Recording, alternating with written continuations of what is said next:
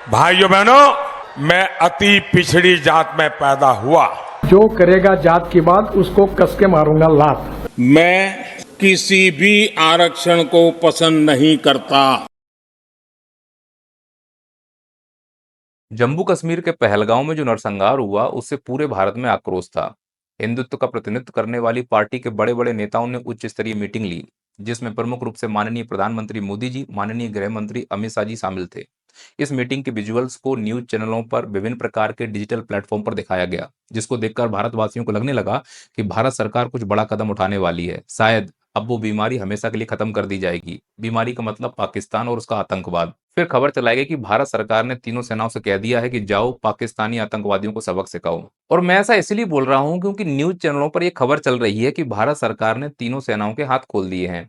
तो सभी भारतवासियों ने कल्पना करना शुरू कर दिया कि हमारी सेना अब पाकिस्तान की सीमा रेखा को पार करके उनके घर में जाकर आतंकवादी गणना करेगी कि भैया तुम्हारे घर में कुल कितने आतंकवादी हैं। 3 धड़ाम गोली मार दी। उनने धर्म पूछकर मारा, हमने आतंकियों की जनगणना करके मारा। ये हम सोच ही रहे थे कि शायद इसीलिए उच्च स्तरीय मीटिंग की गई है कि अब आतंकियों की जनगणना होगी, और इधर केंद्र सरकार ने निर्णय दे दिया कि हम जाति का जनगणना कराएंगे।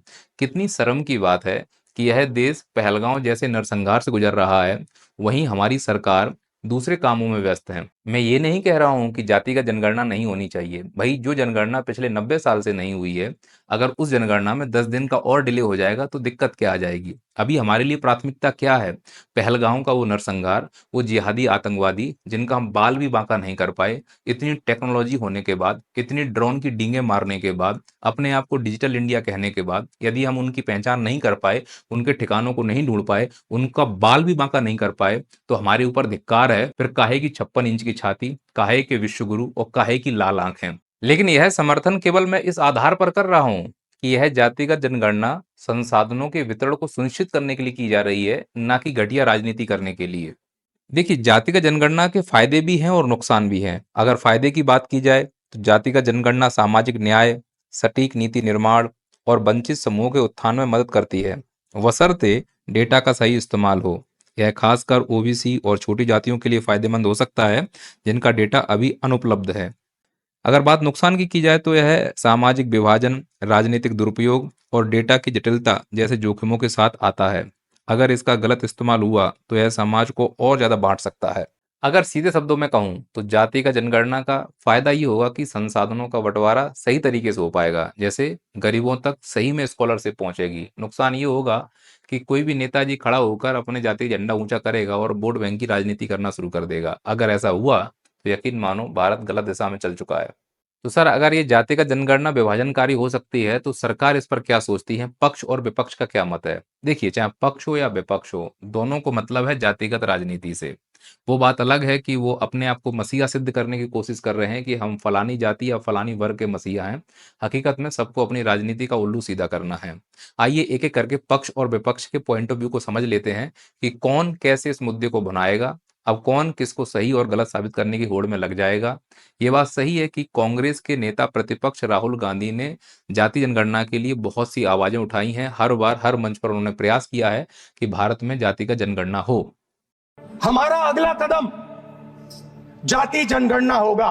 जो मैंने वायदा किया था इसी हाउस में, यहां हम कास्ट सेंसस लागू करेंगे। ये हंसने की बात नहीं है, ये जाति जनगणना है। ये जाति जनगणना है, इससे देश बदल जाएगा। जाति जनगणना, जाति जनगणना, जाति जनगणना, जाति जनगणना, जाति जनगणना हम करवाएंगे। चाहे बीजेपी करवाए ना कराए, हम उन पे ऐसा दबाव डालेंगे, उनको करना ही पड़ेगा।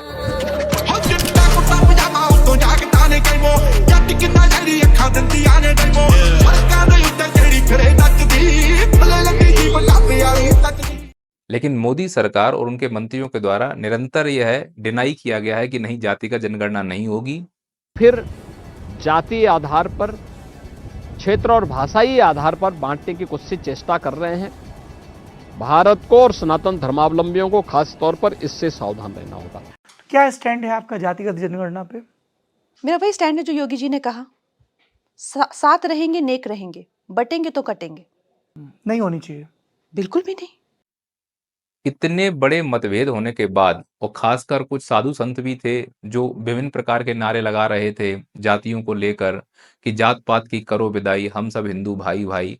उनके सपने भी टूट गए, हिंदू राष्ट्र बनाने का भी सपना टूट गया है। तो निश्चित रूप से इस जाति का जनगणना से उनको बहुत बड़ा दुख हुआ होगा और वो बयानबाजी अब करेंगे। लेकिन ये बात भी सही है कि जहां पूरा भारत पहलगांव नरसंहार के शोक में डूबा हुआ है, वहीं वर्तमान सरकार ने अचानक जाति का जनगणना की घोषणा क्यों की? तो इस घोषणा से अभी यह समझ में आ रहा है कि यह जातिगत जनगणना की घोषणा सामाजिक उत्थान कम, राजनीतिक महत्वाकांक्षा ज्यादा है। ये बात सही है कि कांग्रेस में बैठे नेता प्रतिपक्ष राहुल पार्लियामेंट गांधी ने में हर मंच से यह आवाज उठाई है कि जातिगत जनगणना होनी चाहिए। हमने कहा था कि कास्ट सेंसस को हम करवा के छोड़ेंगे, और हमने ये भी कहा था कि 50% की जो कैप है, जो आर्टिफिशियल दीवार लगा रखी है, उसको भी हम तोड़ के हटाएंगे। और लेकिन यह बात भी सही है कि सत्ता पक्ष में बैठी बीजेपी पार्टी जातिगत जनगणना का हर एक मन से विरोध भी करती हुई आई है। हालांकि 2021 में जनसंख्या गणना होनी थी, इनसे तो वो नहीं हो पाई, जातिगत गणना की तो बात दूरी सही। लेकिन इनके विभिन्न नेताओं के द्वारा विभिन्न मंचों से स्पष्ट रूप से कहा गया है कि जातिगत जनगणना नहीं होनी चाहिए। मैं एक दो नेताओं के आपको बयान सुनाता हूँ। उनको सबको मिलकर 50,000 लोगों में कह दिया, जो करेगा जात की बात उसको कस के मारूंगा लात। आप समझ रहे हो, जो पहले विरोध कर रहे थे जातिगत जनगणना का, अब वो पक्ष में आ गए हैं और जातिगत जनगणना कराने के लिए उन्होंने हामी भी भर दी है। अब समझ में नहीं आ रहा है कि सही क्या है गलत क्या है। आप इस चीज को समझिए कि किसकी मंशा क्या है। राहुल गांधी जी ने मन से खड़े होकर जो भी कॉन्सेप्ट दिए हैं वो बहुत क्लियर है। वो मानते हैं कि जातिगत जनगणना भारत का एक्सरे है। जब तक एक्सरे नहीं करेंगे समझ में नहीं आएगी बीमारी कहाँ है। तो अगर मालूम चल जाए कि किस समुदाय का कितना प्रतिनिधित्व है, तो संसाधनों का बंटवारा आसानी से हो सकता है। यहाँ संसाधनों के बंटवारा कहने का मतलब है आरक्षण को लेकर। आरक्षण भारत में बहुत बड़ा मुद्दा बनता जा रहा है और कई सारी सरकारी वैकेंसियों को लेट लतीफी में भी आरक्षण का ही जिम्मेदार है। मध्य प्रदेश में एमपीपीएससी जो हुआ था, उस एमपीपीएससी में जो एग्जाम अटका हुआ है वो इसी आरक्षण के विवाद को लेकर अटका हुआ है। खासकर ओबीसी वाला मुद्दा, यदि उनका प्रतिनिधित्व मालूम चल जाए तो आरक्षण देने में आसानी हो जाए, जैसे एसटी और एससी के लिए हो गया है। बस इसी के लिए जाति का जनगणनाएं कराई जा रही हैं। तो विपक्ष का पॉइंट ऑफ व्यू बहुत क्लियर है। यहाँ पे ये भी क्लियर कर दूं कि 2011 में जब कांग्रेस की सरकार थी तो उन्होंने जाति का जनगणना नहीं कराई थी, लेकिन उन्होंने जाति का जनगणना का सर्वेक्षण कराया था और उस सर्वेक्षण के पूरी तरह से आंकड़े बीजेपी सरकार ने सार्वजनिक नहीं किए, उन्होंने जाति के आंकड़े रोके थे। तो कुल मिलाकर बीजेपी सरकार अगर देखा जाए तो वर्तमान में अब वो अगर इसके समर्थन में आ रही है जाति का जनगणना के, तो उसका कोई राजनीतिक या चुनावी पहलू हो सकता है। हालांकि दोनों ही पार्टियों के लिए चुनावी पहलू हैं, कोई भी समाज का उत्थान नहीं चाहता। अगर ऐसा होता तो फिर कांग्रेस सरकार में भी इसका उत्थान हो चुका होता और जाति का जनगणनाएं हो चुकी होती। 1945 से लेकर अभी तक तो नहीं हुई, अब वो मांग कर रहे हैं क्योंकि विपक्ष में बैठे हुए हैं। तो दोनों ही पहलुओं को इस तरह से देखने की जरूरत है, हमें भावनाओं में बहने की जरूरत नहीं है। अब लगे हाथ सरकार का पॉइंट ऑफ व्यू भी समझ लेते हैं। ये वही सरकार है जो जाति का जनगणना का अभी तक विरोध करती हुई आई थी। छोटे छोटे नेताओं से लेकर बड़े बड़े मंत्रियों तक सभी ने जाति का जनगणना ना कराई जाए इसके समर्थन में अपने बयान दिए थे। फिर वो चाहे यूपी के मुख्यमंत्री योगी आदित्यनाथ जी हों या नितिन गडकरी जी हों या नवनिर्वाचित कंगना रनावत जी हों, और भी कई ऐसे नेता हैं जिन्होंने भरे मन से ये कहा है कि जाति का जनगणना नहीं होनी चाहिए। उसका कार्ड दिया था हमारे प्रधानमंत्री जी ने। उन्होंने कहा था भारत में केवल दो ही जाति है, एक गरीब की जाति, एक अमीर की जाति। वो बात अलग है, जब वोट मांगने जाते हैं तो वो अपने आप को ओबीसी का बेटा बताते हैं, जैसे कि ये बताते हुए सुने जाएंगे। भाइयों बहनों, मैं अति पिछड़ी जात में पैदा हुआ। खैर, जाति का जनगणना से गरीबों को या फिर उन पिछड़े वर्गों को फायदा हो या ना हो कह नहीं सकता, लेकिन भारत की सभी राजनीति और सभी राजनेताओं को फायदा होगा, इसकी मैं फुल गारंटी देता हूं। आप इस बात को समझने का प्रयास करें कि भारत में ये जो जाति का जनगणना हो रही है, यह सामाजिक उत्थान के नाम पर राजनीतिक उत्थान करने के लिए आगे जाएगी। चूंकि अब इस पार्टी जो वर्तमान सत्ता में है, इसने जाति का जनगणना का विरोध किया था, अब अचानक से यही चाहते हैं कि जाति का जनगणना हो, तो इनको काउंटर तो करना पड़ेगा। तो ऐसे जो लोग पहले कुछ और बोलते हैं बाद में कुछ और बोलें, मैं चाहता हूं जनता से कि इन लोगों से सवाल पूछे जाएं। जनता ने सवाल भी पूछे कि भाई बताओ मुझे आप कि अचानक से आप क्यों चाहते हो कि जाति का जनगणना हो, जबकि कुछ समय पहले आप कहते हो कि जाति का जनगणना समाज को बंटवारे की ओर ले जाएगा और इस देश में जातियां नहीं होनी चाहिए, केवल दो ही जाति होनी चाहिए, गरीब और अमीर। फिर अचानक से जातिगत जनगणना की जरूरत क्या पड़ गई? तो अब ये लोग काउंटर करने के लिए आएंगे और आना शुरू भी कर दिए हैं, क्योंकि इनके पास आईटी सेल है। वर्तमान सत्ता पक्ष के जो स्पोक पर्सन्स हैं वो इसके पक्ष में अब ये बात बोलेंगे कि हम जातिगत जनगणना इसलिए करा रहे हैं जिससे कि जातियों के उत्थान के लिए जो नीतियां बनाई जाए वो सफल हो जाएं। मतलब आप ये कहना चाहते हैं कि 2014 से लेकर 2024 तक भारत ने जातिगत जनगणना नहीं कराई, तो तुम्हें जातियों की जानकारी नहीं थी, इसीलिए तुमने अभी तक जो नीतियां बनाई वो फेल हो गई। जैसे मेक इन इंडिया फेल हो गया, डिजिटल इंडिया फेल हो गया, स्टार्टअप इंडिया फेल हो गया, नमामि गंगे फेल हो गया, अभी आपने स्मार्ट सिटी नामक कॉन्सेप्ट बंद कर दिया। शायद इसीलिए फेल हो रहे हैं क्योंकि तुम्हें नहीं मालूम था कि भारत में कितने समुदाय किस जाति का प्रतिनिधित्व कर रहे हैं, शायद इसीलिए आप जाति का जनगणना करा रहे हैं। तो इस प्रकार के जो बेतुके इनके अब बयान आ रहे हैं इस निर्णय को पलटने के बाद, इसे बोलते हैं यू टर्न ले लेना, कि पहले विरोध कर रहे थे, जब देखा कि हवा किसके खिलाफ है तो फिर खड़े होकर भाषणबाजी करने लगे और जनता इतनी मूर्ख है तुरंत इसके बहकावे में आ जाएगी। खैर, मैं कहता हूं कि चाहे ये पक्ष लाए या वो पक्ष लाए, जातिगत जनगणना होने से निश्चित रूप से ओबीसी वर्ग को फायदा होगा और मैं चाहता हूं कि इस संसाधन वितरण में सभी का बराबर प्रतिनिधित्व हो, जिससे कि इस देश को आगे ले जाने में मदद मिले और किसी प्रकार का भी व्यवधान ना हो। पर व्यवधान उत्पन्न होगा क्योंकि इस देश में जाति की राजनीति कभी नहीं जाती। आप समझने का प्रयास करें, क्योंकि अब विपक्ष हमला करेगा कि ये मेरा क्रेडिट ये चुरा रहे हैं, जो कि ये चुराते हैं क्योंकि यह बहुत ही आपदा में अवसर ढूंढकर राजनीति करने वाली पार्टी है जो वर्तमान सत्ता में, इसमें कोई दो राय नहीं है। लेकिन विपक्ष में बैठे वो भी कम नाकारा नहीं है। सभी जगह केवल राजनीति का खेल चल रहा है, लेकिन उसमें केंद्र में रखा गया है वो गरीब, जिसको सपने दिखाए जाते हैं कि तुम्हारा विकास किया जाएगा और देश को विकसित बना दिया जाएगा।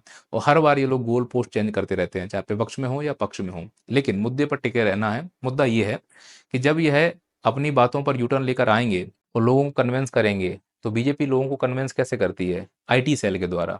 अब आईटी सेल कैसे काउंटर करेगा, पहले उसको समझिए।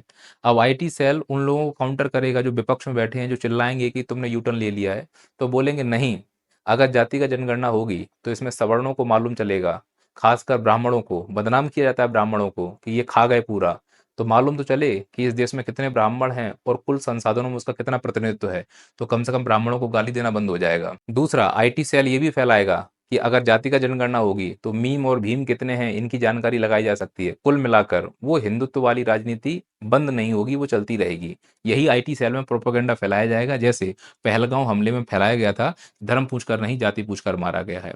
इस देश में प्रोपेगेंडा फैलाना कितनी बड़ी बात है। वो जो फैलाते हैं फिर वो साइड से हो जाते हैं। जैसे बाबा बागेश्वर धाम का नाम का ये लड़का, यह क्या किया, जात पात की करो विदाई, हम सब हिंदू भाई भाई, सभी को इसमें नारे देते रहे। सरकार ने आके इस प्रकार की जनगणना के ऐलान कर दिया। अब इसके मुंह से एक शब्द नहीं निकलेगा। कहां से निकले? प्लॉटिंग में व्यस्त हैं, हिंदू राष्ट्र, हिंदू गांव, इस प्रकार की प्लॉटिंग कर रहे हैं। 17 लाख में प्लॉट बेच रहे हैं। वो अंधभक्तों की तरह तुम जाके प्लॉट खरीद रहे हो, क्योंकि हम प्रोपेगेंडा में फंसे हुए हैं। समझने की जरूरत है कि इस राजनीतिक जनगणना से या जाति का जनगणना से केवल इन बड़े बड़े और नेताओं को ही फायदा है, आम जनता को इसमें कोई फायदा नहीं है। तो सर, विपक्ष क्या कहकर इसको काउंटर करेगी? विपक्ष कहेगी इन्होंने मेरा क्रेडिट चुरा लिया। हो सकता है वो ये कह दे कि पहलगांव हमला जो हुआ था उसकी हेडलाइन को दबाने के लिए इस प्रकार का अचानक से कॉन्सेप्ट ला दिया गया।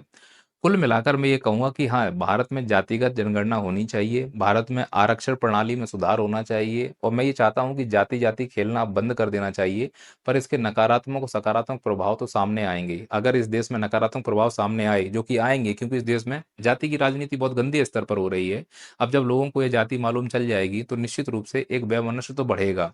लेकिन साथ ही साथ अगर इस उद्देश्य से लाया जा रहा है कि संसाधनों का बंटवारा अच्छा होगा, तो देश आगे भी जाएगा। सोच कर देखो, जो जनगणना करने के लिए जाएगा, क्या वो एसटी एससी एक्ट का उल्लंघन तो नहीं करेगा कहीं, कि मालूम पड़े कि भाई तुम किस जाति के हो।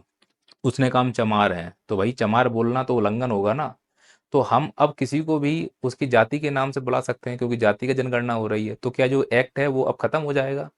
ये बड़ा प्रश्न है, समझिए इस चीज को लेकर। मतलब अब लोग चाहते हैं कि मुझे मेरी जाति से बुलाया जाए, पहचाना जाए कि मैं किस जाति का हूँ, तो जाति का वर्चस्व हो जाएगा। अब कारों पर, दीवारों पर, बोर्ड पर, सब जगह जाति जाति लिखी जाएंगी। सब चीज जाति के ऊपर निर्भर होगी, जाति कभी नहीं जाती, ध्यान रखना। खैर, ये जो हो रहा है यह सही है या गलत है, आप भी अपने विचार प्रस्तुत करें। मैं फिर से बोलता हूं कि यदि जाति का जनगणना का उद्देश्य इस समाज का उत्थान करना है तो मैं इसका समर्थन करता हूं, और अगर राजनीति करना है तो मैं इसका विरोध करता हूं। खैर, इस देश में जो हो रहा है वो तो होता ही रहेगा, क्योंकि अंधभक्तों की इस देश में कमी नहीं है। अपने हक के लिए खड़े हों, तर्क करें, सवाल पूछें। मिलते हैं अगले वीडियो में। जय हिंद, जय भारत। डाउनलोड कीजिए नैया पार एप्लीकेशन। यहाँ सभी के लिए लाइव और रिकॉर्डेड लेक्चर अवेलेबल हैं। लिंक नीचे डिस्क्रिप्शन में दिया गया।